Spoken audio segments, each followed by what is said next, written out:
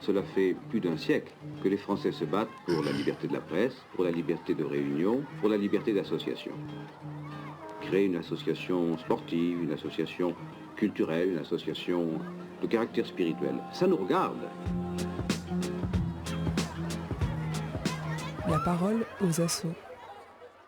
Nos invités aujourd'hui, Roger Samkompin, bonjour. Bonjour. Désolé. Président de l'association Akiv.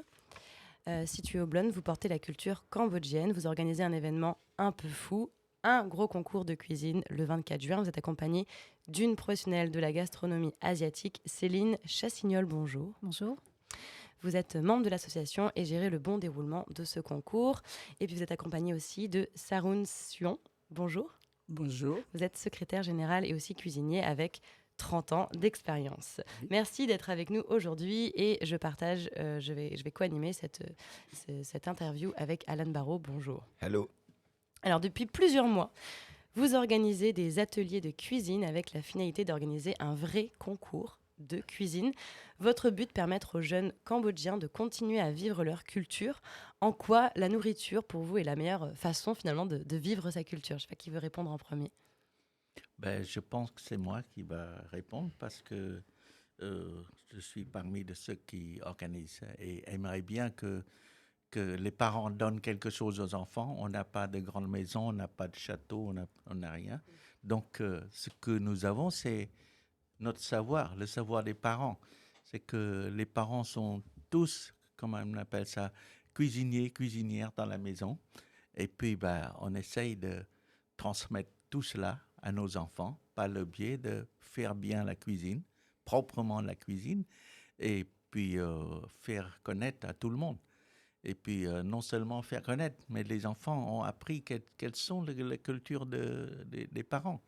Et maintenant, on a vu que en France, beaucoup de restaurants asiatiques détenus par des Chinois, pas des autres Asiatiques, mais il y en a beaucoup de Cambodgiens qui se cachent derrière tous ces restaurants-là. Comment ça, qui se cachent? Ils se cachent parce qu'ils pensaient peut-être le nom cambodgien, c'est pas très beau à faire connaître. Et les Chinois, c'est plutôt bien, ou Japonais, c'est plutôt mieux. Donc, ça se vend mieux. Donc, il y a plein de Cambodgiens qui sont dans la restauration, mais sous le nom cambodgien et sous le nom chinois, sous le nom japonais. Mais ils sont tous Cambodgiens. Et ils font de bons plats, très connus dans le marché. Et puis, pourquoi on n'apprend pas aux jeunes qui voulaient continuer l'héritage des parents de faire la même chose. Donc, c'est pour ça. On pense cette année, on va faire quelque chose de nouveau pour nos jeunes, je crois. Pour l'instant, ils n'intéressent pas encore parce qu'ils ne savent pas qu'est-ce qu'on va faire. Alors, on a Céline, on a Sarun Sun qui essayent de mettre ce programme-là en place. Espérons que ça fonctionne bien. Espérons que les jeunes attractent beaucoup de jeunes qui viennent dans le concours. Et votre radio, quand nous frappons à votre porte, nous pensons que c'est la première ouverture, c'est l'inauguration d'une nouvelle ère. Sûr. Donc, merci beaucoup. Ça nous fait plaisir, en tout cas. Ouais, ça nous fait très plaisir, oui. Donc, ça serait un aspect marketing, en fait, qui cacherait un peu, du coup, le côté cambodgien, en final. Parce que c'est plus vendeur. Et est-ce que les recettes cambodgiennes, est-ce que vous partagez des recettes communes avec d'autres pays de l'Asie, comme la Thaïlande ou le Vietnam? On en fait quelques-uns, mais on ne fait pas de la même façon. Par exemple, ils portent le même nom, mais la façon cambodgienne et la façon chinoise, c'est pas la même chose. Donc, ceux qui connaissent le Cambodge, ça, c'est le test cambodgien. Ça, c'est le goût chinois ou le goût vietnamien, etc. Qu'est-ce qui change le plus? C'est l'ingrédient qui est dedans. Je crois que cette partie-là, c'est Sun Sarun qui est expert en la matière. Donc, comment on reconnaît un plat cambodgien? On reconnaît les plats cambodgiens, c'est-à-dire que nous, notre cuisine, c'est saine. C'est une cuisine beaucoup de spécialités à la vapeur et beaucoup de légumes, moins de viande. des épices très fines que Céline, elle est en train de chercher vraiment la typique cambodgienne, ce que nous, on est très contents, parce que c'est la première fois qu'un chercheur de cuisine qui cherche quelque chose pour faire montrer aux Rennais surtout et aux Français, disant que le Cambodge, ça existe comme Rosé y parle. Donc voilà, pour moi, il y a quelque chose de richesse. Oui. Comment vous êtes retrouvée, Céline, à vous intéresser à la gastronomie asiatique et cambodgienne en particulier En fait, j'ai toujours été intéressée par l'Asie depuis toute jeune. Et la cuisine est une de mes passions. J'ai eu l'occasion de découvrir le Cambodge en 2018. Et à la suite de ça, moi, j'ai beaucoup cuisiné à la maison. Et je me suis dit, en France, on connaît beaucoup la cuisine thaïlandaise. On connaît beaucoup la cuisine vietnamienne. Mais finalement, on connaît peu la cuisine cambodgienne. Et pourtant, elle est d'une grande finesse. Elle est extraordinaire. Moi, c'est vrai que là, je suis au cœur de l'association. Je suis au cœur de cette culture, de cette cuisine. Et plus j'en apprends, plus je trouve qu'il y a encore beaucoup de choses à découvrir. Et déjà, les Cambodgiens à Rennes m'ont accueilli dans l'association. On passe des moments extraordinaires. Et en fait, la cuisine, c'est ce qui permet de faire le lien entre tous. Et cette transmission, elle est importante parce qu'elle peut être justement à la portée des jeunes Cambodgiens, mais aussi des Rennais, du coup. Est-ce qu'il y a des habitudes ou des traditions autour du repas au Cambodge particulières? La tradition est toujours autour d'une table pour en train de manger. Et même la politique se passe autour de la table, autour des plats, des bons plats. La nourriture, c'est le pouvoir. C'est le pouvoir. Donc les décisions politiques se font avec un repas. Ouais. Ah oui, souvent, très souvent comme ça. C'est pour ça, nous on pense comme c'est un des, comment on appelle ça, des directions très importantes, il faut le mettre en valeur. Et cette valeur, c'est ça, créer une activité pour permettre de mettre en valeur le concours, par exemple. Ça donne valeur à la fabrique des repas pour les Cambodgiens. Et puis, je pense, comme les jeunes maintenant, qu'il est à la façon française, à la façon de l'Europe. Donc, ce n'est pas juste les paroles qui sortent des parents, mais c'est quelque chose qui donne vraiment de valeur à la communauté, que ça peut les intéresser.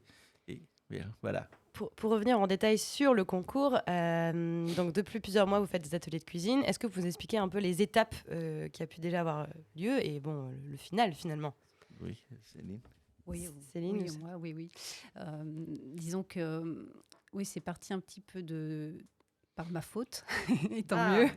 Vous êtes la fautive. Je suis la fautive. Je suis en fait sur la fin de l'écriture d'un livre autour de la cuisine cambodgienne, illustré par des dessins à l'aquarelle. En fait, je raconte toute mon aventure dans l'association de la Kiv. Et puis on s'est dit à un moment donné, on va faire des ateliers cuisine, comme ça les Cambodgiens vont pouvoir me transmettre leurs recettes. Et puis ça va créer du lien dans l'association. Et ça a tellement bien marché qu'on a fini par avoir 3 équipes de cuisine.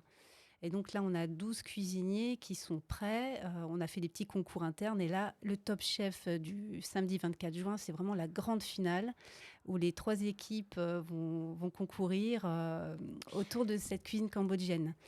Et on a 2 équipes de femmes et une équipe d'hommes. Et donc, c'est assez rigolo. C'est assez rigolo. Vous avez des pronostics ou non sur les gagnants? Je ne dirai rien. Non. Mais les 3, non, honnêtement, les 3 équipes sont vraiment talentueuses. Je trouve qu'il y a vraiment des bons cuisiniers dans l'association.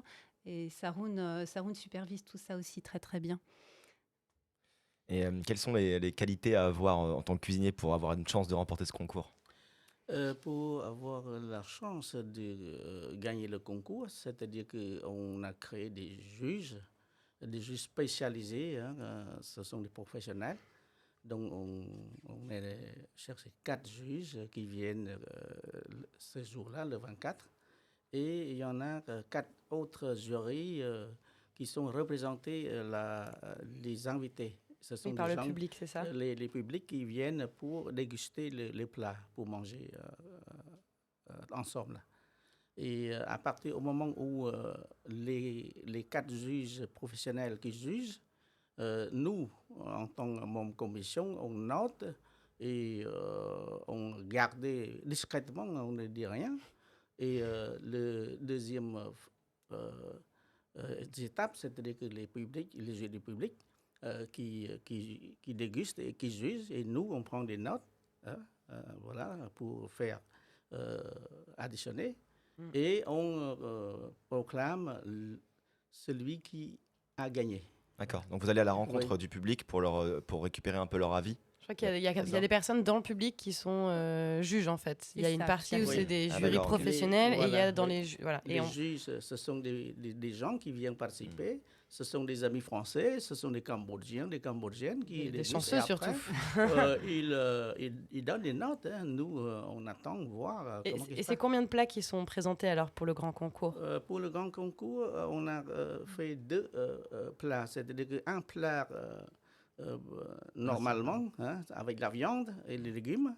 Et il y a un autre c'est le dessert. C'est le dessert typique cambodgien. Ça ressemble à quoi un dessert cambodgien? J'ai aucune idée. Le dessert cambodgien, ça s'appelle banane au tapioca à la noix de coco. Donc c'est composé par ananas, tapioca, du sucre, du sucre et de noix de coco, de lait de coco. C'est moins dans la culture cambodgienne de faire des gâteaux. Ah oui, bien sûr. Ah si, salé aussi. Okay. En fait, ça existe, il existe des gâteaux, des choses sucrées, je me permets de compléter. Voilà, oui. Mais bon, en Asie, en fait, on n'a pas véritablement de dessert. Oui, on n'est pas comme en France, entrée, plat, dessert. Souvent, c'est des plats qui sont au milieu de la table, partagés par tout le monde. Il n'y a pas véritablement de culture du dessert. Mais bon, là, on est en France et on aime bien en finir par une petite note sucrée. Est-ce que les cuisiniers cuisineront devant le public ou ils cuisinent ailleurs? Les cuisiniers, est-ce que le public peut voir les cuisiniers qui préparent devant le public. Ok. Et il y a des supporters depuis le début, on m'a dit. Non, pas depuis le début. Pas des supporters. Oui. Parce qu'au départ, on pensait qu'il y a le public. Après les ateliers... 3 ou 4 ateliers, c'est plus possible parce que c'est bruyant et puis ça perturbe le travail de cuisine. Donc, on prépare des tables pour les cuisiniers qui font la cuisson tranquillement et puis vers 4h, 4h30, que le public peut arriver et choisissent leur propre juge. Et puis, aujourd'hui, je me permets d'annoncer le juge professionnel qu'on a recruté, c'est qu'on a le fermier du Triquel Rouge. Son nom est Alexandre Ress. Le deuxième, c'est Soria, traiteur asiatique, Visna Kyo. Le troisième, c'est le restaurant Apsara à Cesson-Sévigné. Son nom est Madame Quick Emily. Et le quatrième, c'est Bruno Tren de Belle-Asie. Donc, ces 4 personnes-là vont être le juge professionnel. Et puis, si j'annonce le nom, c'est pour que les cuisiniers, les candidats doivent faire attention parce qu'on ne paye pas les juges ici. Mais ils vont avoir la chance de manger quand même. Ah oui, ils mangent à la fin. Comment vous est venue l'idée finalement vraiment de faire une compétition pour rendre ça attractif auprès des jeunes? J'ai un peu compris ça au début, mais je sais pas, vous êtes inspiré, vous avez regardé des jeux à la télé. Comment vous avez fait pour vous imprégner en fait de ce projet vraiment de compétition? Mais l'idée était, pour moi, c'est comme ceci. Disons qu'on a l'idée au départ de faire le programme Top Chef. Comment faire? Oui, voilà, je pensais à Top Chef, évidemment. Oui, comment faire? Et le comment faire, ça crée des frissons parce que les Cambodgiens arrivent à un moment donné, surtout à Rennes, parce qu'ils ont 45 ans d'existence. 45 ans d'existence, maintenant ils sont fatigués, ils ne veulent plus rien faire, ils font les spectacles ou les activités parce qu'il faut le faire, mais il n'y a plus de cœur dedans. Alors, quand j'arrive à la tête de l'association, je suis nouveau dans l'équipe, et puis je me suis dit, il faut faire quelque chose. Il faut faire quelque chose pour transformer cette activité de 45 ans à une activité pour le public, pour tout le monde. Parce que jusqu'à maintenant, on n'a pas fait la radio comme ça, et pourtant la radio existe je ne sais pas combien de temps déjà. Il y a la télé, j'ai dit, les médias, c'est un point important pour faire réveiller les jeunes. Un grand show, en fait, là. C'était vraiment l'envie de faire un show. Oui, il faut faire un show. Surtout un show. Et les jeunes, ils aiment ça. Et si je voulais attraper les jeunes, il faut faire quelque chose. Et ce quelque chose, c'est présenter à des endroits où on peut exposer la jeunesse, où bientôt, l'année prochaine, ils vont le faire eux-mêmes. Pour l'instant, ce sont les parents qui cuisinent. Mais l'année prochaine, ce sont eux qui vont le faire. Là, vous avez des équipes jeunes ou... Ah oui, on a environ 100 personnes qui sont membres très actifs. On peut appeler les activistes. Ils sont là pour faire comment on appelle ça, vibrer dans la communauté, mais jamais à l'extérieur. C'est comme ça, je vous ai dit que ici, c'est la première fois qu'on tape à la porte pour extérioriser, pour exposer notre activité. Et je vous remercie de nous avoir pris sous la main pour essayer de faire quelque chose. Et puis là, l'idée est comme ça. Donc, faire revivre cette association avec l'activité plus médiatique. Quoi. Et d'ailleurs, ça, c'est un truc aussi que les jeunes ils aiment bien, enfin que tout le monde aime bien, en fait. Il y aura des prix, il y aura des médailles. C'est ça, il y en aura. Ça ressemble. Comment ça va marcher en fait? Il y aura vraiment un gagnant et oui. Une seule personne. Il y a des lots. Est-ce que vous pouvez nous expliquer un petit peu qu'est-ce qu'on peut gagner? Là, pour l'instant, c'est à la volonté de ceux qui viennent. Ils peuvent donner ce qu'ils veulent. Okay. Par contre, nous, comme comité, on donne des médailles, la reconnaissance à la mérite. Mais comme ces trois équipes-là sont très, très, très proches des meilleurs, très proches, on ne peut pas faire le pronostic. Qui c'est qui est meilleur pour l'instant? On ne sait pas. Parce que les 4 ateliers qui ont été faits, des fois, c'est l'un qui est premier, et d'autres fois, c'est l'autre qui est premier. Et puis, il manque toujours un petit peu quelque chose. Ça va être un match serré. Il y a un vrai suspense, quoi. Très serré, très serré. Est-ce qu'il reste encore des places pour s'inscrire en tant que public? Ah oui. Pour l'instant, vous voyez, même les invités qui viennent, ils ne s'inscrivent pas à 2 semaines avant. Mais juste, il attend la dernière minute pour s'inscrire. Oui. Mais est-ce qu'en tant que public, on va pouvoir goûter les plats? C'est la question que tout le monde se pose, je pense. Il faut inscrire avant. Oui. Et puis, on a les noms et puis les places sont réservées. Et vous pouvez venir voir comment ça se passe, surtout la fin. Vers 4h30, ça commence à la fin de la cuisson. Et puis, c'est là que le public à 4h30 4h30, oui. 16h30 16h30. À partir de 16h30. Oui. Ah oui, donc ils vont quand même cuisiner. Ça leur prend combien de temps, en fait? Le concours commence à 14h. Et donc, du coup, jusqu'à 17h30, fin du concours. Et après, il y aura les 2 présentations devant les jurys. Une première présentation devant le jury professionnel et une autre présentation devant des personnes venues du public. Donc, il y aura 4 personnes qui passeront aussi. Et donc, voilà, après on donnera le nom des gagnants. Okay. Et puis, comme dans tout atelier cuisine, à chaque fois, on finit souvent par un repas tous ensemble, chant, karaoké, danse. Voilà, c'est toujours très convivial. Voilà. Vous avez évoqué un petit peu, Céline, tout à l'heure, le livre que vous écrivez sur justement l'expérience de ce concours et aussi des recettes. Est-ce que vous pouvez nous dire un petit mot sur quand est-ce qu'on pourra acheter ce livre et avec qui vous faites cette collaboration pour les aquarelles, à part si c'est vous qui dessinez? Je fais tout. Faites tout, d'accord. Oui, j'écris et je dessine. En fait, la cuisine est au cœur du récit, mais c'est vraiment le prétexte pour parler des Cambodgiens d'ici, de Rennes, hein, et puis aussi de plein d'autres aspects de la culture, que ce soit la danse, la religion. Voilà, je vais aborder tous ces sujets-là, mais la cuisine va rester au cœur du récit. Et donc là, je suis sur la fin. Top Chef va signer, je pense, la fin du livre. Je suis C'est vrai ? Oui, je suis en train de faire la mise en page là, et puis je proposerai aux éditeurs au mois d'août, normalement. Top Chef va signer ?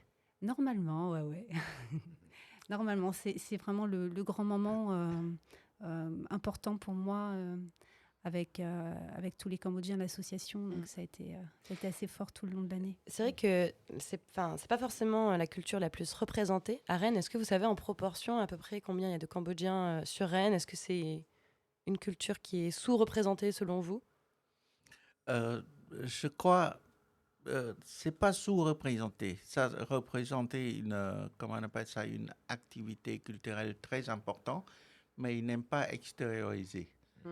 C'est que ça ne sort pas. Chaque année, il y a des événements culturels qui sont très exposés, très bien exposés. Mais comme je vous ai dit, à Rennes, ils sont à plus de 40 ans d'existence. Ça commence à... Déjà, il faudrait qu'ils arrêtent de mettre du coup les restaurants chinois, comme vous disiez tout à l'heure. Oui, maintenant, de se cacher derrière c'est en démarrage de leur propre identité. Et je crois que c'est un bon signe. Et puis on continue à exposer comme ça pour plusieurs années encore. Oui, ça moi, ce que je veux vous dire, que ça existait depuis longtemps. Longue date, les Cambodgiens... créer des restaurants à Rennes ou ailleurs en France. Mais par contre, ce n'est pas très reconnu par les amis français parce que notre pays, c'est petit. On connaît le tom d'Angkor, les dents Apsara, voilà. Autrement, pour la cuisine, on ne parle pas beaucoup. Mais par contre, comme Rosé il précise, que les Cambodgiens sont très talents, sont meilleure qualité de cuisine. Parce que si vous allez à Paris 13e, vous allez voir tout, il n'y a que des Cambodgiens qui travaillent dans la restauration. Ce ne sont pas des Chinois. Hein. C'était au début, 1975-1976. Maintenant, vous connaissez la vérité. Voilà. Et moi, j'ai fait ici à Rennes depuis 1985. Oui. Justement, on arrive déjà un peu à la fin de cette émission, mais pour faire un dernier point aussi sur l'association. L'AKIV a été créée en 1978 pour apporter aide et réconfort aux réfugiés politiques qui avaient fui l'invasion des Khmers rouges au Cambodge en 1975. Est-ce que vous pouvez, je sais que c'est court malheureusement de vous laisser quelques minutes, mais est-ce que vous pourriez expliquer quand même en quelques minutes la création de votre association par rapport oui, à cette invasion ? Je crois que M. Seron n'est plus apte à retracer un petit peu l'histoire parce qu'il était président de l'association. D'accord. Et puis maintenant, il voulait servir comme secrétaire général, mais il a beaucoup d'années avant lui en servant déjà l'association. Et puis c'est lui qui va répondre à ça. Oui, l'association Khmer d'Ille-et-Vilaine a créé en 1977 et publié en 1978, reconnu par la préfecture. Et donc, c'était à l'époque, il y en avait au monde peut-être presque 300 familles cambodgiennes. Voilà, oui, vous voyez. Et de petit à petit, ça existe aussi très important parce que notre association, c'est une association loi 1901. Et on travaille un peu dans notre communauté, on n'est pas beaucoup ouvert aux autres. Mais par contre, en 1998, l'AKIV a changé complètement. Parce que moi, en tant que nouveau président depuis 1998, j'ai demandé le membre de conseil pour changer le statut, pour faire ouverture à la totalité au RD, voilà, pour l'intérêt de notre communauté. L'association travaille beaucoup pour aider nos compatriotes, comme dans le statut, vous avez vu. Et en plus, c'est-à-dire que depuis longtemps, depuis longue date, on a travaillé beaucoup avec la ville de Rennes, avec l'UIR, avec la Maison internationale de Rennes, des différentes maisons de quartier, Au blonde surtout, on connaît très très bien parce que je travaillais depuis 1979 en tant que secrétaire général. Oui, vous connaissez bien maintenant les associations du quartier. Voilà, je connais tout le monde. Vous connaissez tout le monde, là. Même les élus ici à Rennes, je connais tous. Voilà. J'aurais une dernière toute petite question si j'ai le temps. Vraiment 1 minute. Hein. Voilà. Quels sont vos plats cambodgiens préférés à tous les trois? Je peux répondre tout de suite parce que moi, le plat, je l'ai tout de suite en tête. C'est le plat national, on va dire. C'est la moque. Ah, oui. La moque, pour ceux qui ne connaissent pas, c'est un poisson qui est cuit à la vapeur dans une feuille de bananier avec du lait de coco qui est parfumé avec une pâte de curry spécifique, la pâte de curry khmer. Alors, la prononciation, c'est pas terrible, mais krong. C'est ça, un truc comme ça. Voilà, la pâte de curry khmer que j'ai apprise avec les épices. avec eux. Voilà, c'est mon plat préféré. Oui, le mien, c'est le lorlar, là. J'aime bien, Voilà. c'est facile à préparer et puis ça donne un meilleur goût. Donc, c'est ça. Et pour vous? Mais moi, en tant que cuisinier, je connais tous les plats, donc tous les plats sont bons. Il faut choisir un plat, c'est comme ça. Moi, tout ce qui est des épices cambodgiennes, c'est très très bon. Par exemple, si je parle le plat cambodgien, je peux vous dire la fondue cambodgienne. Voilà. La fondue cambodgienne. Oui, c'est intriguant. Ça fait très justement plat français. Oui, mais voilà, c'est le bouillon. Vous allez vous en souvenir comme ça. Voilà. Oui, c'est Merci. C'est déjà la fin de cette émission. Je rappelle que le concours se déroule donc le samedi 24 juin à partir de 14h jusqu'à 17h30. Oui. 18h30. Vous pouvez toujours candidater pour être jury dans le public, il me semble. Il reste encore des places que vous me disiez. Oui. Et vous pouvez venir à l'événement, évidemment. Merci encore à Noé pour ta chronique. Vous pouvez écouter cette émission dans son intégralité dans Paroles aux Assauts le mardi et vendredi à 10h30 sur Quartier des Ondes. Retrouvez évidemment ces émissions aussi en podcast sur notre site quartierdesondes.fr. Je vous remercie pour votre écoute, votre intérêt. Je vous souhaite surtout à tous et à toutes une belle fin de printemps ou un bon début d'été. Je ne sais pas, on vous laisse avec la playlist de la radio. C'était Aurélia au micro. Merci encore à Alan Barraud. Prenez soin de vous. À bientôt. À bientôt. Merci. Quartier des Ondes, the voice of the street. Quartier des Ondes, la voix des quartiers.